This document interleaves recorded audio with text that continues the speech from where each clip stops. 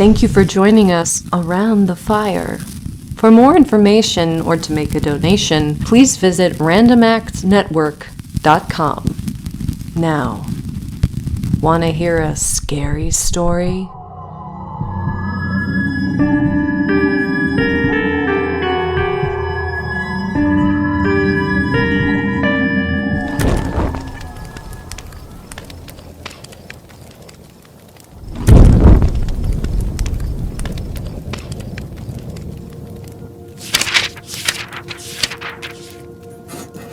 I have not yet met the woman in number 212. I don't even know her name. She never patronizes the hotel restaurant, and she doesn't use the lobby. On the 3 occasions when we passed each other, we didn't speak, although we nodded in a semi-cordial, non-committal way. I should like very much to make her acquaintance. It is lonesome in this dreary place. With the exception of the aged man down the corridor, the only guests are the woman in number 212 and myself. However, I shouldn't complain. The quiet is precisely what the doctor ordered.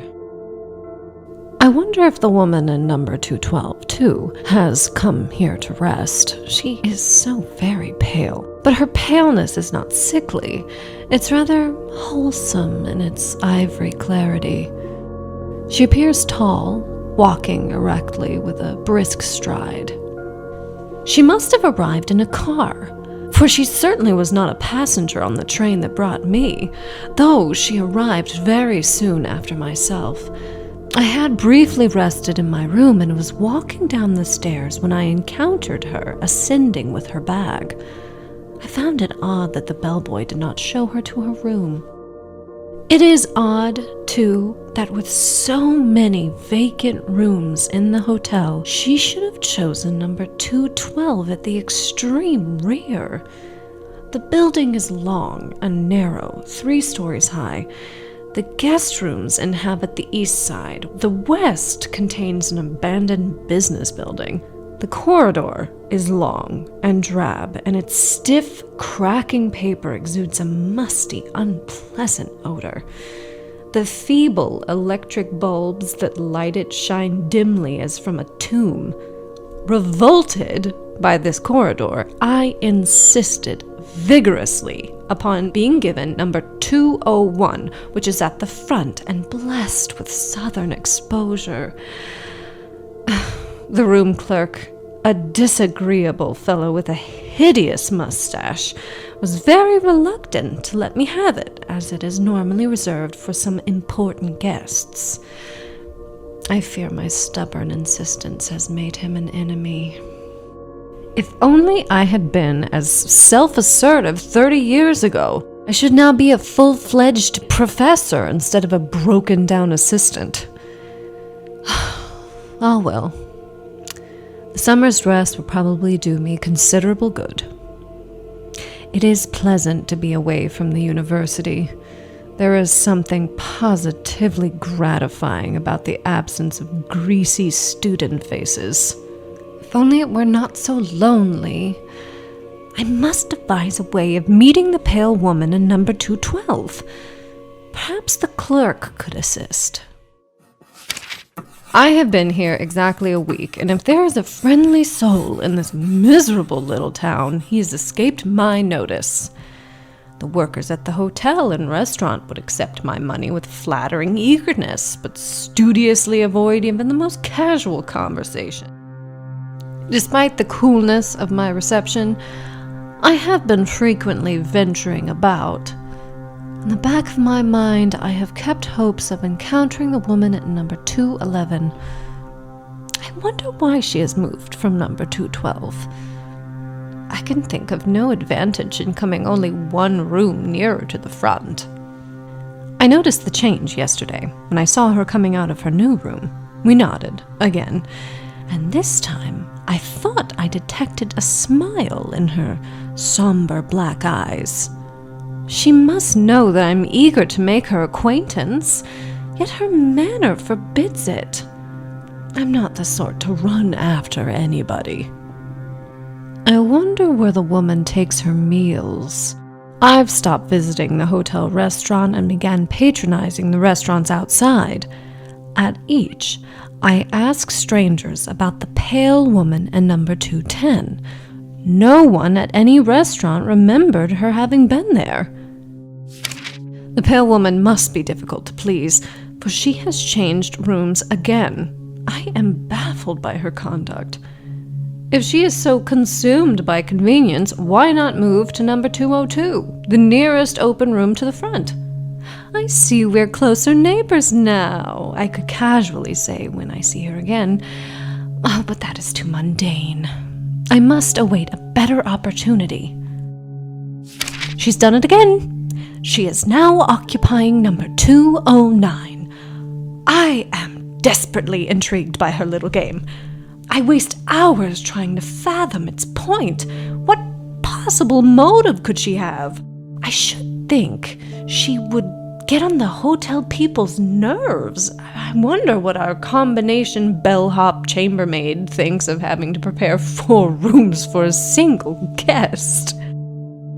I am tremendously interested in the pale woman's next move. She will either have to skip a room or remain where she is. The permanent guest, a very old man, stays in number 208. He hasn't budged from his room since I've been here. I wonder what the woman will do. I await her decision with the nervous excitement of a fan at a sporting event. To be fair, I have so little diversion. The man in number 208 simplified matters by conveniently dying. No one knows the cause of death, though we can assume old age. He was buried this morning. I was among the curious few in attendance at his funeral. When I returned home from the service, I saw the pale woman leaving his room. She had already moved in. She smiled at me, and I can't help but believe that she meant it to have some significance. Like there's a secret between us that I failed to appreciate. But perhaps it was meaningless after all. The woman of mystery has moved to number 207, and I am not the least surprised. I'd have been astonished if she didn't move on schedule. I did not know a single thing more about her than I knew the day we arrived. I have almost given up trying to understand her behavior. I wonder where she came from. There's something indefinably foreign about her. Oh, I'd love to hear her voice. I imagine she speaks with an exotic tongue of a faraway country. If only I could find a way to make conversation. This morning, I awoke to find myself sprawled across the floor. I was fully clothed. I must have fallen there exhausted after returning to my room last night. Perhaps my condition is more serious than suspected. Maybe my peers at the college never expected to see me alive again. I can say in all sincerity that the prospect of death does not frighten me. Speculation about life beyond the grave has always bored me. Whatever it is, or is not, well, try to get along. Of course, I'm not that unwell. Nevertheless, I must be more careful. I called a local doctor, whom I suspect to be a quack. He looked me over with indifference and told me not to leave my room. For some reason, he doesn't want me climbing the stairs. With that, he left. I'd rather a pickpocket take the bills directly from my purse. I have been so preoccupied about the sudden turn of my own affairs that I have neglected to make note of the most extraordinary incident. The pale woman skipped 3 rooms and moved all the way to number 203. We are now very close neighbors, and my chances for making her acquaintance are now greater. The woman is up to her old tricks. Last night, when I stepped into the hall, the door of number 202 was ajar. Without thinking, I looked inside. The pale woman sat in a rocking chair, smoking a cigarette. She looked up into my eyes and smiled, that peculiar, ambiguous smile that has so deeply puzzled me. I moved on down the corridor, not so much mystified as annoyed. The whole mystery of the woman's conduct is beginning to irk me. It is all so utterly lacking in motive.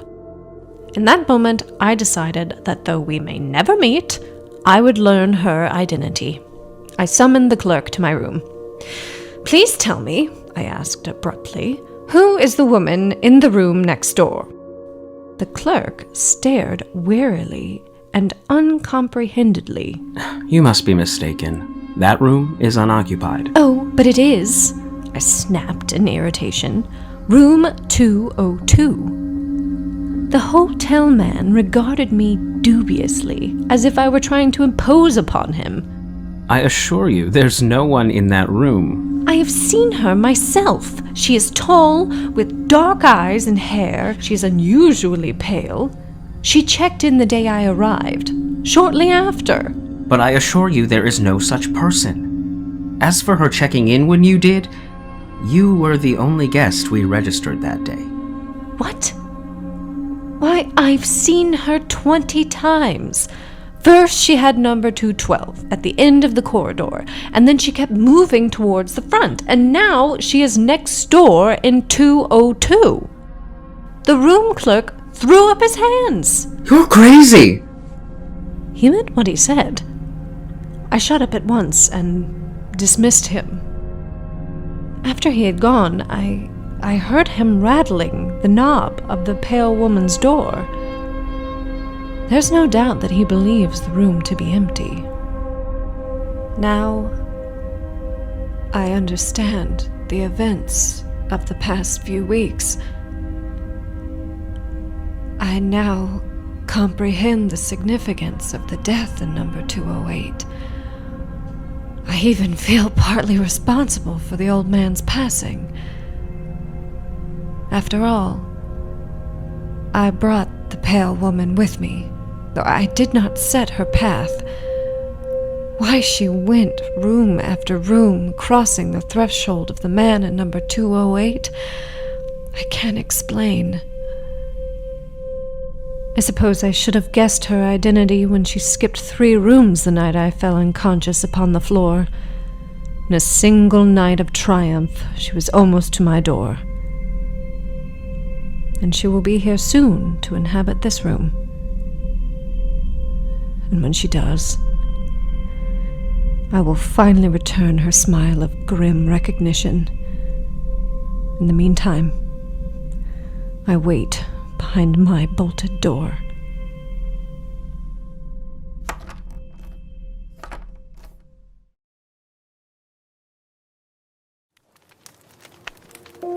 It was love at first sight when Peter first laid his eyes on Melody. He was walking his dog through the park on a crisp fall afternoon when they crossed paths. She wore a proper dress with puffed sleeves and a flower in her hair. Below her fashionable umbrella, a beautiful bracelet dangled from her wrist, and several rings decorated each hand. But most interesting was the black velvet ribbon tied around her neck, matching her hair, overflowing from her shoulders like spilled ink. Melody felt the attention and sent a smile Peter's way. That was all the invitation he needed to introduce himself. They spent the entire afternoon circling the park, and she allowed him to walk her home. They made plans to go to the theater that weekend and dinner the following evening. Before they knew it, they were spending nearly all their time together. Each day she looked more beautiful than the last, and each day she wore the black velvet ribbon around her neck. The rest of her adornments would come and go, but Peter never saw her without the ribbon. As she didn't acknowledge it, he hadn't mentioned it either. But every once in a while, the curiosity became unbearable. One evening, they were together in a beautiful restaurant. She wore an elegant green velvet dress with her hair pulled up into an elegant twist. On her head, she wore a small headpiece that contained both the green and the black fabrics, seamlessly uniting her attire. Finally, he felt close enough to his young love that he could inquire without offending. Placing his hand gently on hers, he finally asked the question that had been on his mind for so long. Melody, my love, I don't mean to. May I ask why you wear that ribbon around your neck? Her face darkened before she quickly smiled and shakily replied, "Oh, it's just something I've always worn. Don't you like it?" Of course I do. But I'd love to see your beautiful neck uncovered, my dear. Your sweet, soft skin. "I'm sorry, my love." She took her hand from his, running the tips of her fingers along the fabric as if consoling the ribbon itself, or confirming the bow remained tight. Will you tell me about it?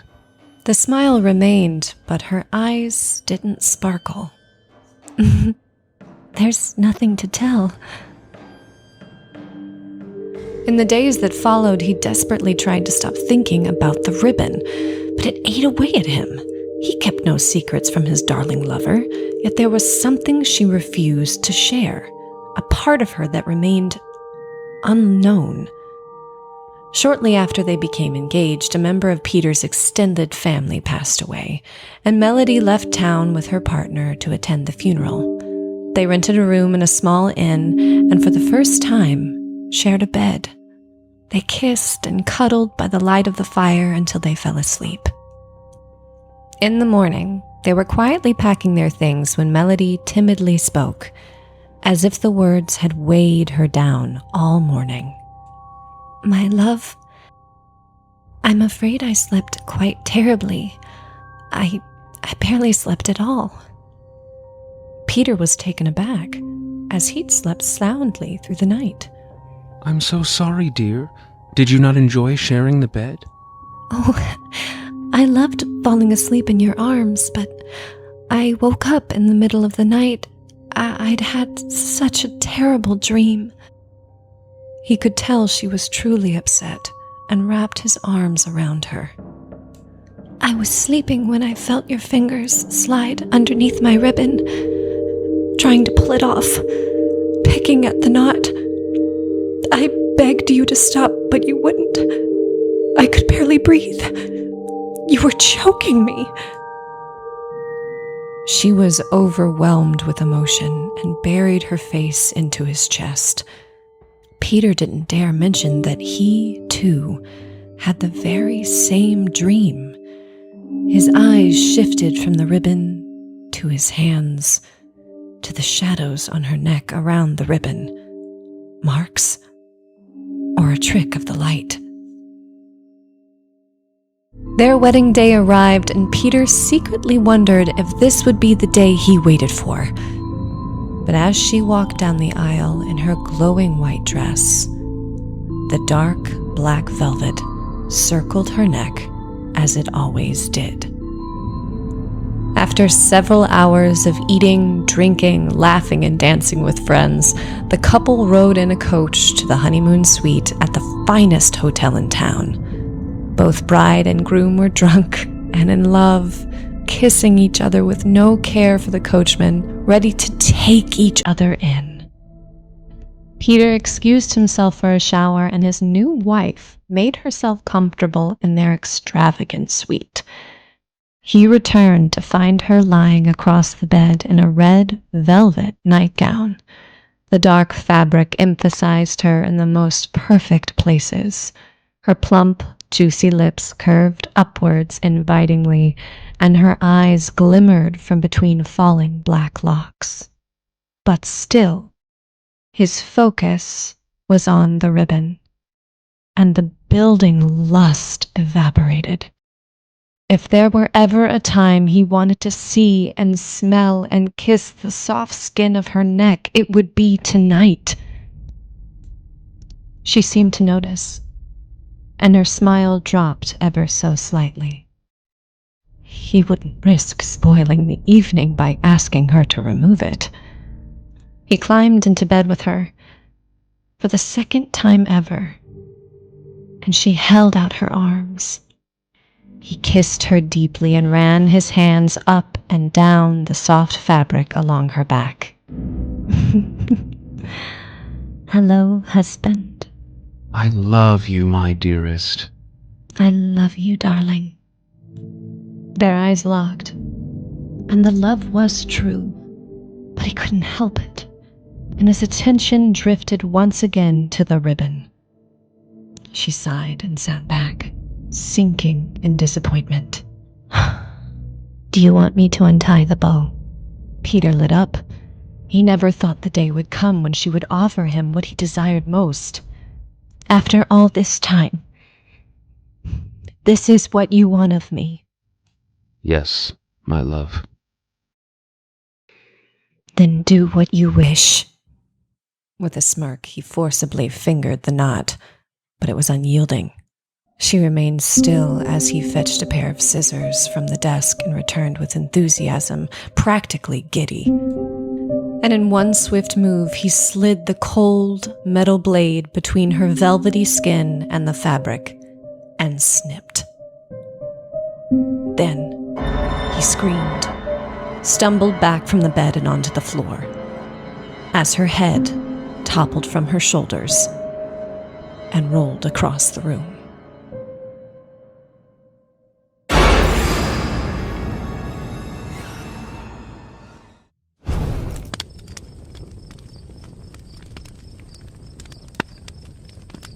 Just right through here. We're almost there.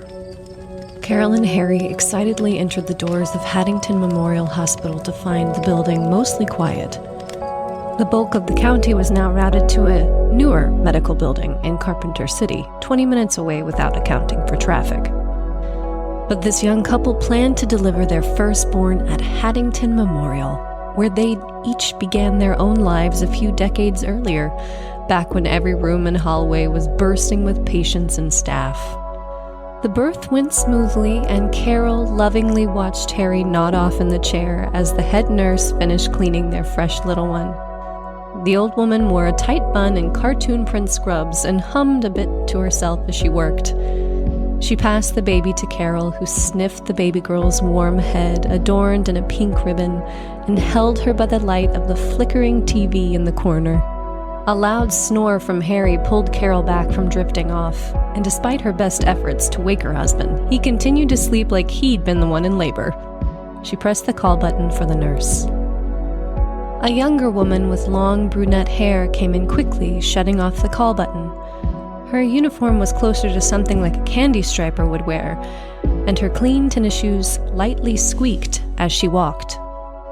She gently lifted the baby from its mother's arms and offered to take her to the nursery so Carol could rest, but the new mother wanted to keep her baby close and declined gratefully. The nurse lingered for a moment before she put the child in its basket and slipped from the room quietly. Carol had almost fallen asleep when the older woman knocked gently on the doorframe. Need something, hon? She asked. Carol thanked her groggily but said that they'd been taken care of. A few hours later, Carol woke to a shape standing over her. Harry was gone from his chair, but it wasn't him. As her eyes came into focus, she recognized the brunette nurse from earlier. In her hand, she held a large syringe, heading towards her baby's flesh. What are you doing? She asked. The startled nurse jabbed the poor baby's arm just enough to break the skin, letting the needle fall to the floor. She took the child from her basket, calming her, and apologized profusely. "Hepatitis," the nurse said with an awkward and hesitant smile. "Sorry to wake you, ma'am. They've got to get the shot within 24 hours. Let me have her, please? Carol asked. "I really upset the little thing," the young woman said, ignoring her and rocking with the baby towards the door. Please, give her to me now. The nurse stopped, patting the cooing baby, and twisted her neck so she faced Carol. "Are you sure you wouldn't like me to take her to the nursery?" she asked again. Carol looked at the dot of blood on her poor baby's arm. Let's start with a bandage. Give her here, she stated with irritation. With a large smile, the nurse obliged and stepped from the room. Carol squinted at the clock. It was just after 1 a.m. Harry returned a bit later with a candy bar and soda, settling back into his chair and attempting to help his wife calm the baby, who continued to cry. They waited and waited and waited, but the nurse didn't return with a bandage. When Carol pressed the call button again, a small red light remained dark. She pressed it a few more times, but it seemed to have lost power. She asked Harry to go find someone.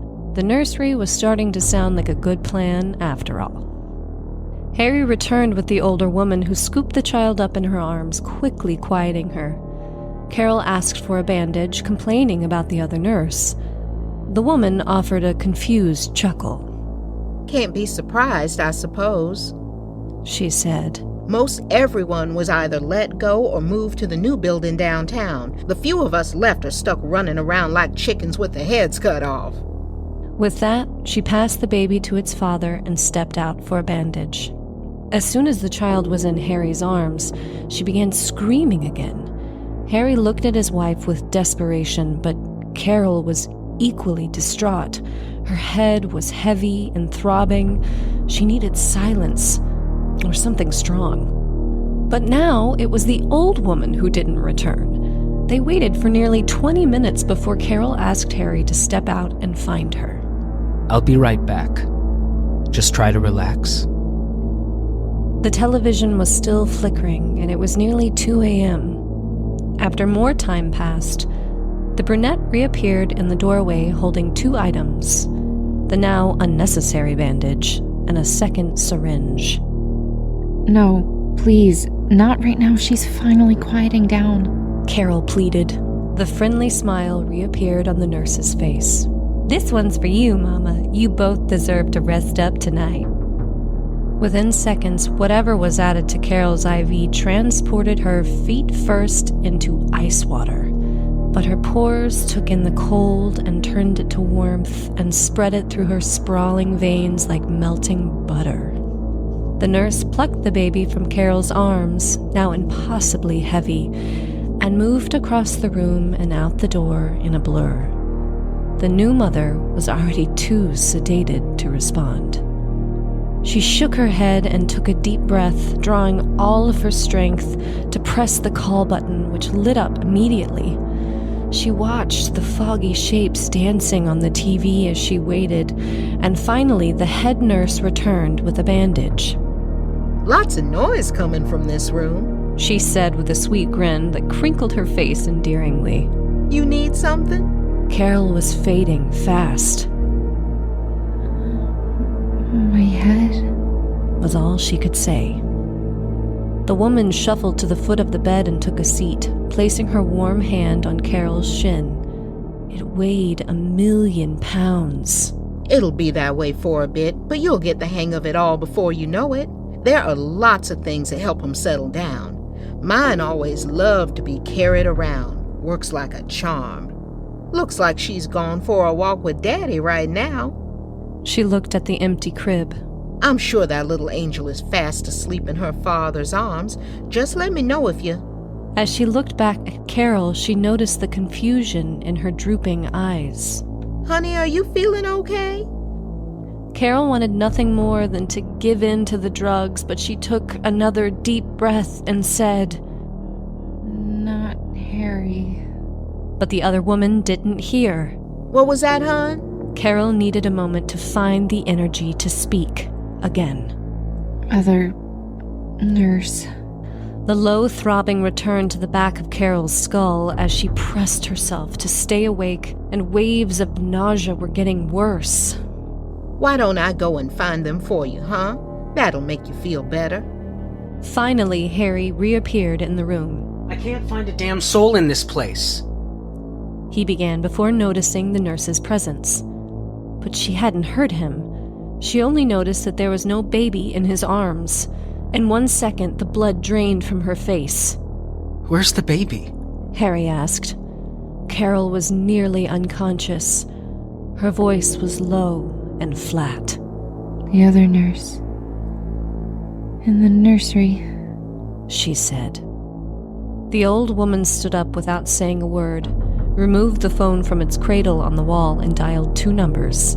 She mumbled into the receiver as Harry took his wife's hands into his own. Did someone give you some? I think she's been drugged. He looked to the nurse who had just hung up the receiver. The woman was trembling and audibly swallowed the lump in her throat. Sweetheart, She said, eyes filling with tears. the babies always stay with their parents. We don't have a nursery. A security guard entered the room as Harry shouted something, but Carol no longer understood. She could see only the blurry shapes of movement around her and hear the echoing cries of her husband screaming as she drowned into herself.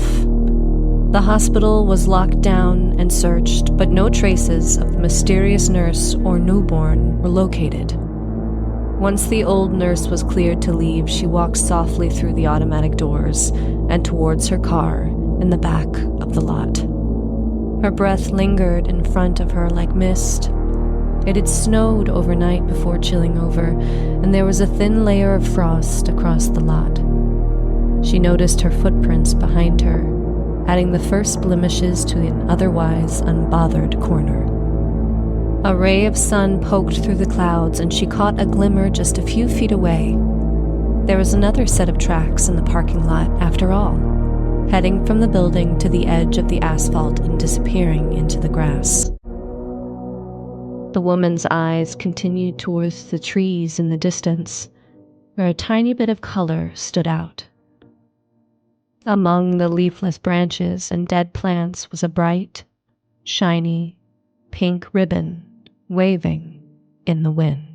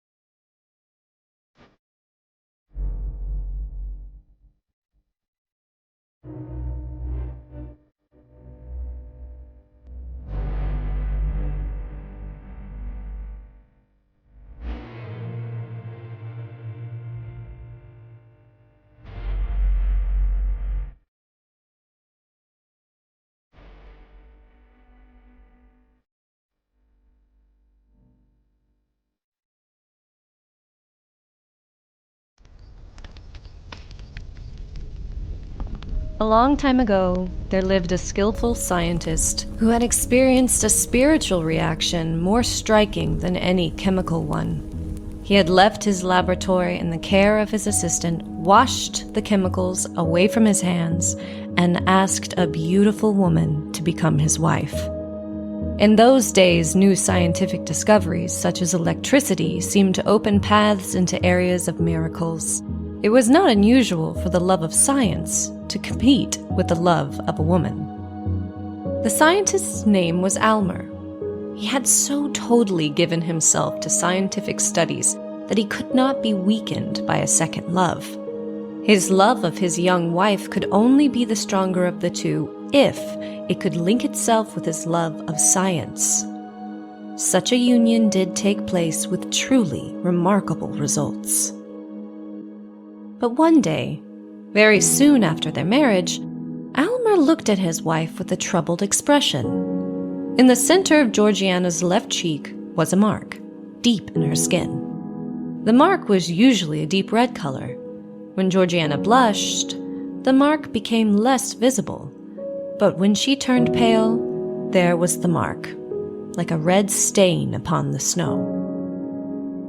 The birthmark, shaped vaguely like a small human hand, would come and go with the emotions in her heart. Past lovers would say that the hand of a magical fairy had touched her face as a child. Many men would have risked their lives for the honor of kissing that mysterious hand, but other people had different opinions. Some women said the red hand destroyed the effect of Georgiana's beauty. Some men, who did not favor the mark, simply wished it away so they did not see it. After his marriage, Almer discovered that this was the case with himself. Had Georgiana been less beautiful, he might have felt his love increased by the prettiness of that little hand. But because she was otherwise so perfect, he found the mark all the more repulsive. Almer saw the mark as a sign of his wife's eventual sadness, sickness, and death. Soon, the birthmark caused him more pain than Georgiana's beauty had ever given him pleasure. Georgiana, He said. have you ever considered the mark upon your cheek might be removed? No, she said, smiling.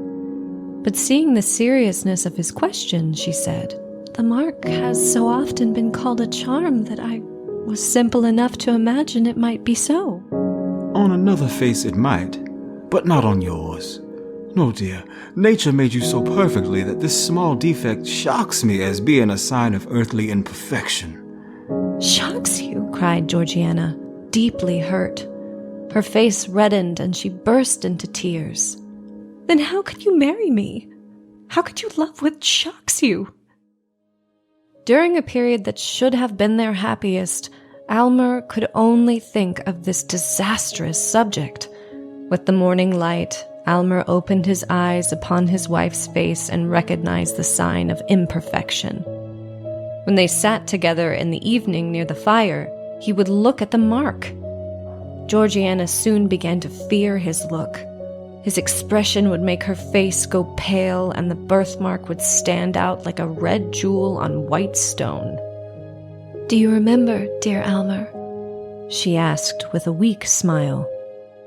"About the dream you had last night? About this hateful mark?"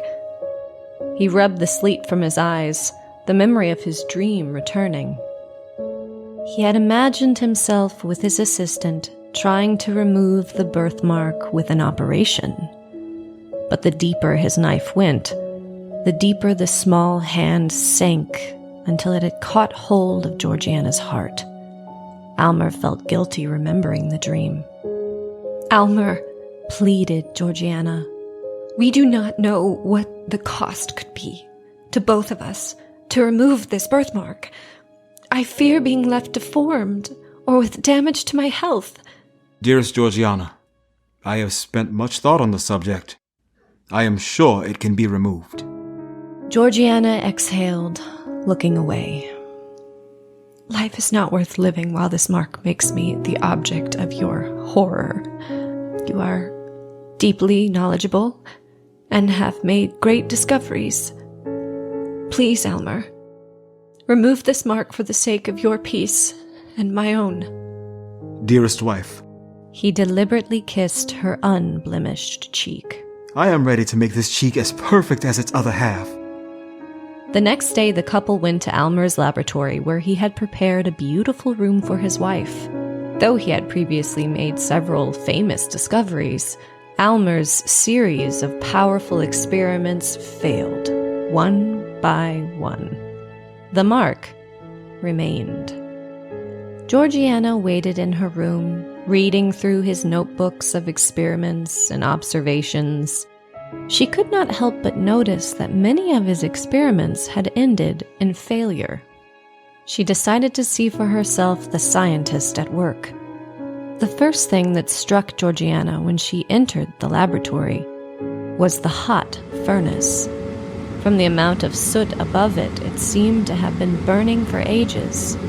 She saw machines, tubes, cylinders, and other containers for chemical experiments. What most drew her attention was Almer himself. He was nervous and pale as death as he prepared a liquid. Georgiana realized that her husband had been hiding his tension and fear. "You think so little of me that you couldn't be honest about the risks we are taking?" My dear, nothing shall be hidden. I have already given you chemicals powerful enough to change your entire physical system. I will drink whatever you give me, even if it's a poison. My dear, you've got just one thing left to try. If it fails, we are ruined. He led her back to her room where she waited once more alone with her thoughts. She hoped that for just one moment she could satisfy her husband's highest ideals, but she realized then that his mind would forever be on the march, always requiring something newer, better, and more perfect. Hours later, Alma returned, carrying a crystal glass with colorless liquid. The chemical process went perfectly. Unless all my science has tricked me, it cannot fail. To test the liquid, he placed a drop in the soil of a dying flower growing in a pot. In a few moments, the plant danced back to life, becoming healthy and green once more. Give me the glass, Georgiana said quietly. I do not need proof. She drank the liquid and immediately fell asleep. Almer sat next to his wife, observing her and taking notes. He noted everything, her breathing, the movement of an eyelid. He stared at the birthmark, and slowly, with every breath that came and went, it lost some of its brightness. By heaven, it is nearly gone. He opened the window coverings to see her face in daylight. She was so pale. Georgiana opened her eyes and looked into the mirror her husband held. She tried to smile as she saw a barely visible birthmark. My dear, success. My poor Almer, she said, gently. So high and pure a feeling. You have rejected the best the earth could offer. As the last trace of color disappeared from her cheek, she gave her last breath. His eyes rested on her barren, snow-colored cheek. She was so alluring, even in death. Yet, without the rosy hand embellishing her face, her commanding beauty was no more, leaving behind an average facade unworthy of note. A plain face could so quickly be forgotten. In trying to improve his lovely wife, he had failed to realize that she had been perfect all along.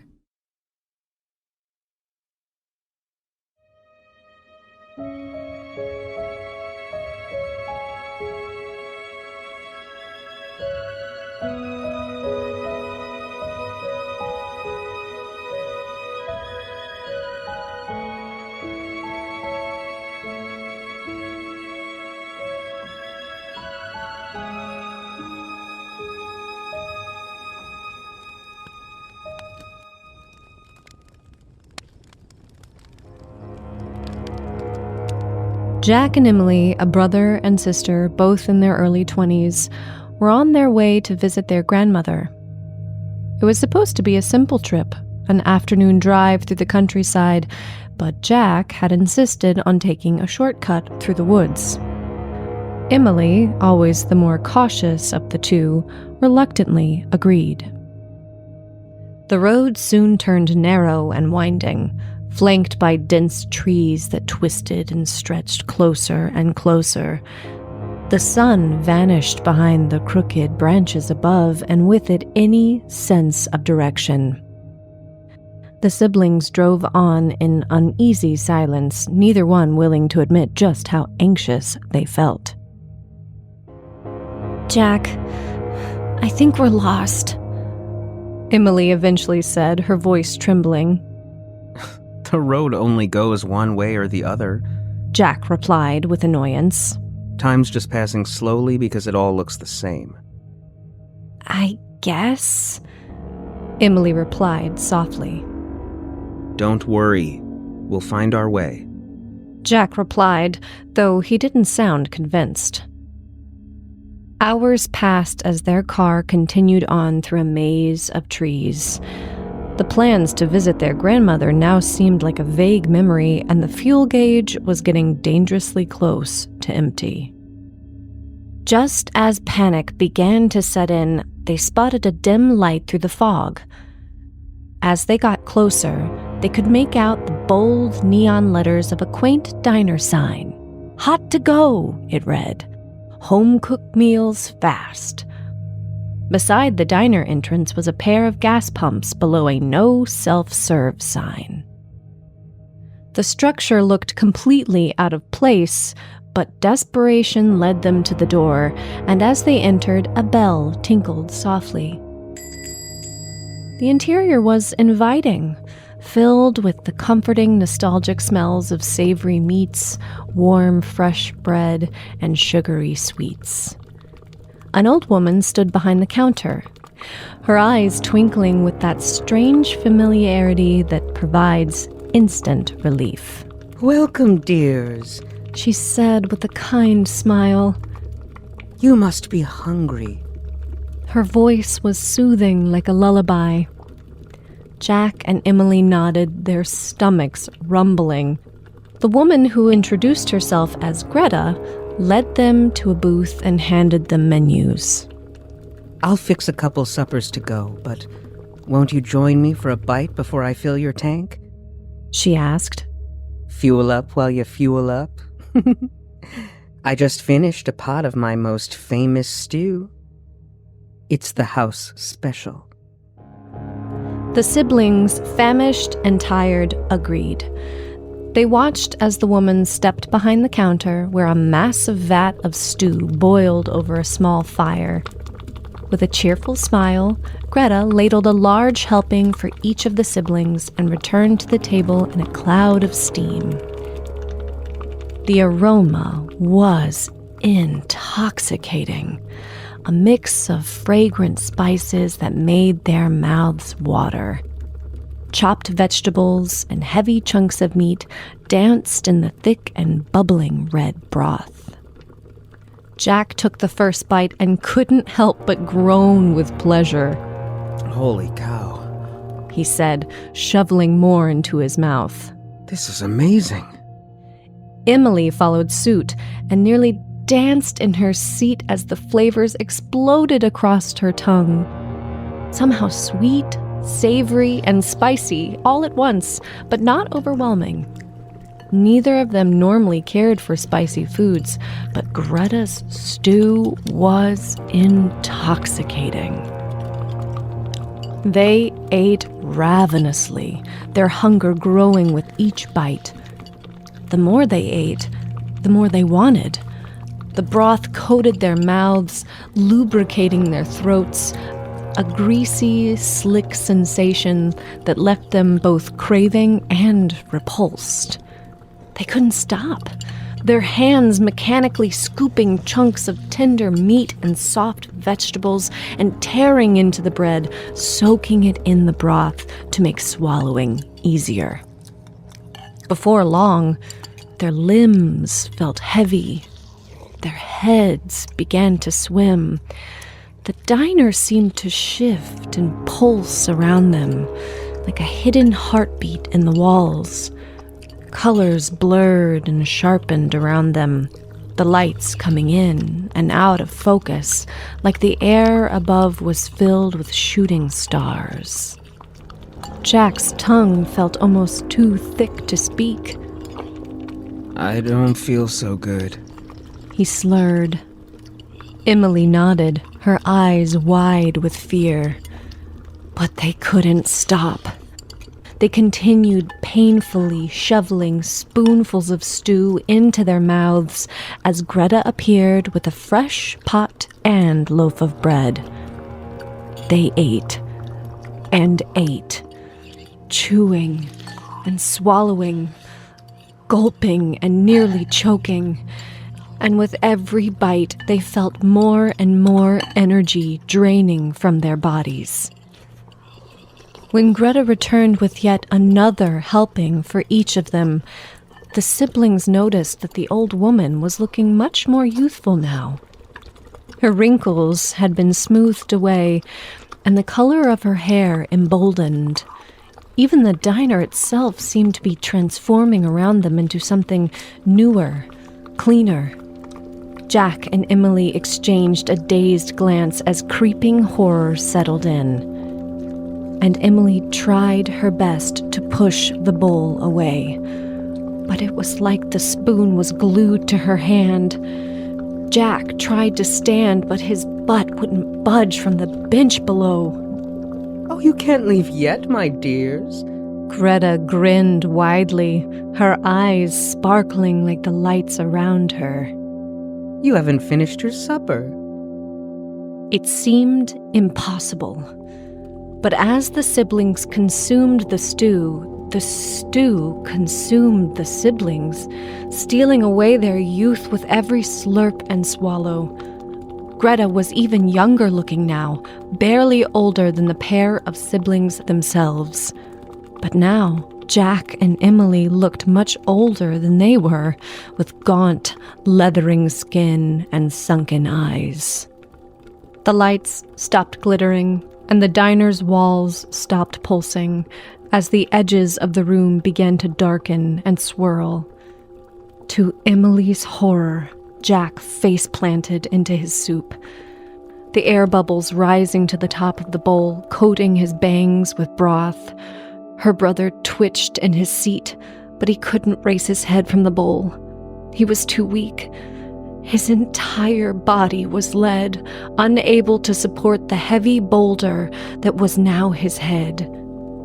In a matter of seconds, he would drown.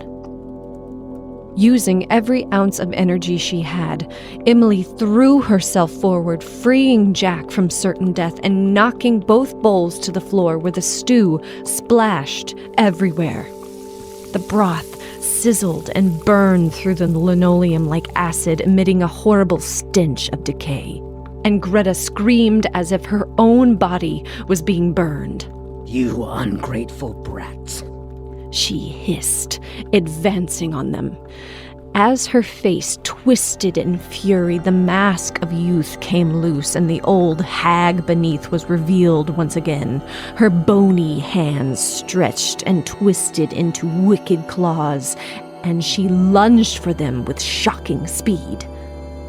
Jack and Emily were slowly regaining their energy, and Jack finally broke free from the weight that had held him down.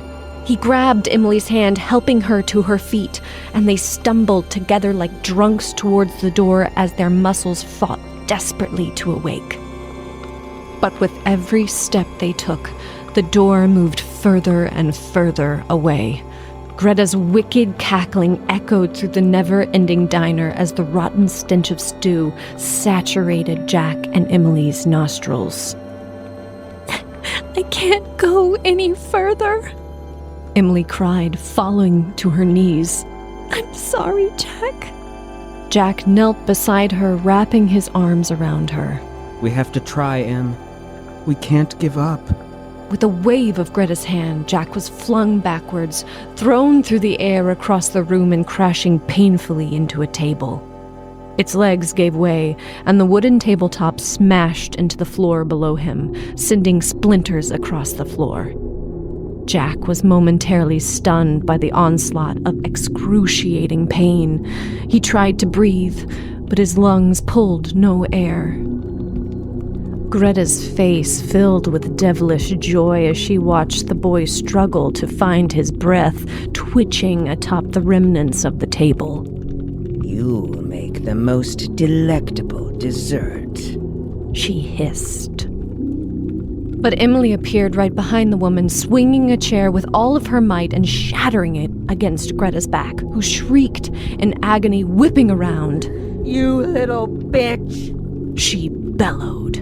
Utterly enraged, Greta closed in on Emily, who had accidentally backed herself into a corner.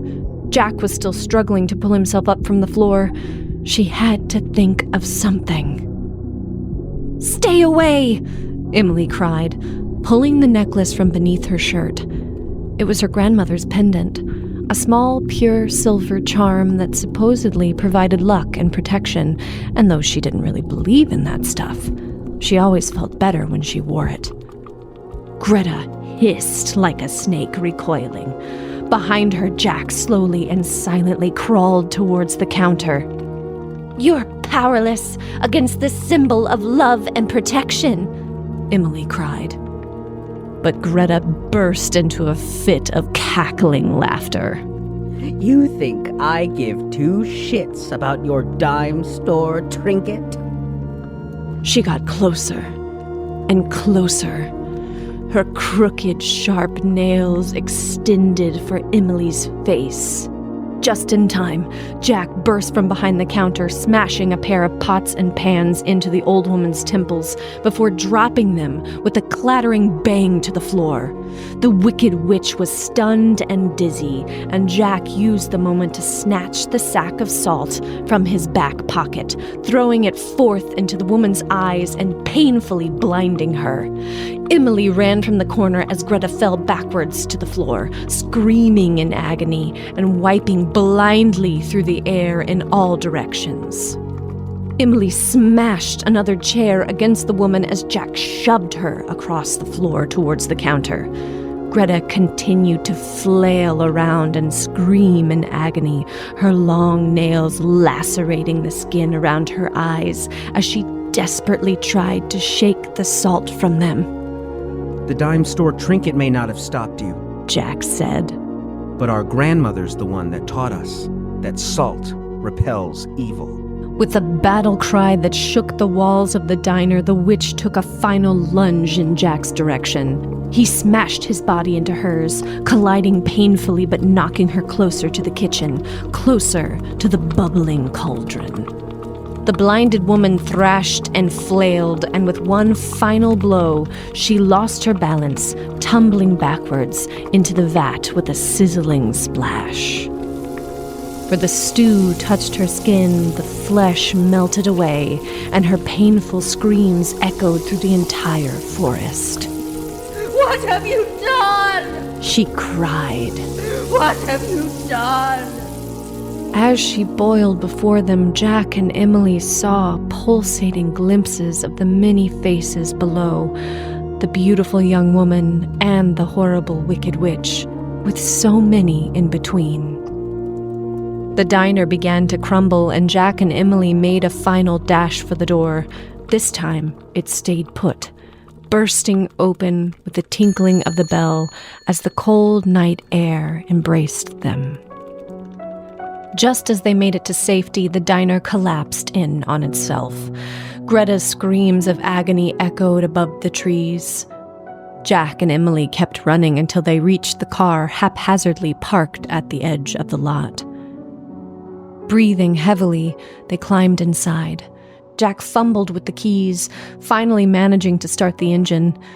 Strangely, the fuel gauge now rested just above half empty, and the fog began to lift as they pulled away.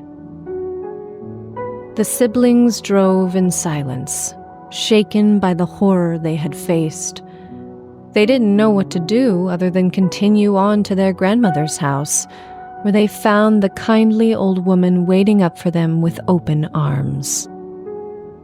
The pair didn't want to worry her, though, at least not so late at night, so they explained away their extended delay as a mistaken wrong turn that got them lost. You rest your weary heads and we'll talk more in the morning, their grandmother said. Sounds perfect. We can catch up over coffee on the porch or have a picnic by the pond. She was so excited to see her grandchildren, and they were happier to see her than she could possibly know. You two just think about what you'd like to eat, she said, and I'll make us something hot to go. Jack and Emily looked at each other, terror-struck by the familiar phrase. Then Emily shook the fear off and smiled back at her grandmother. As long as there's not any stew,